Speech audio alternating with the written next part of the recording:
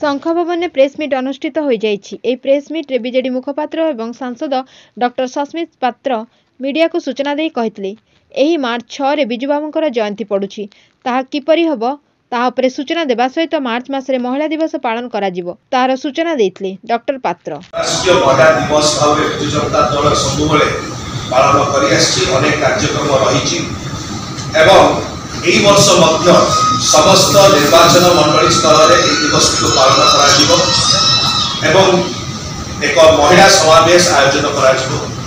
एटा assembly constituency स्तर रे, block स्तर रे एवं सहरांचल स्तर रे करा जिवो। या सहित जो प्रकार भाव में माननीय मुख्यमंत्री श्री नवीन पट्टनायक नेतृत्व में महिला सशक्तिकरण क्षेत्र में ओडिशा रे एक वैप्लविक परिवर्तन आछि। सामाजिक क्षेत्र कहतु, आर्थिक क्षेत्र कहतु, राजनैतिक सशक्तिकरण क्षेत्र कहतु, प्रत्येक क्षेत्र में जो प्रकार भाव में महिला सशक्तिकरण करा जाय से विषय चर्चा आलोचना करा जिवो। एथि पई 8 मार्च में सभा आयोजन करा जिवो जोटा मु स्पेसिफाई कली एवं यह सहित सरकार द्वारा महिला सशक्तिकरण क्षेत्र में जो जो उल्लेखनीय कार्यगुड़ी स्वयं सहायक गोष्ठी माध्यम अन्य भाव में से चर्चा आलोचना चक्र करा।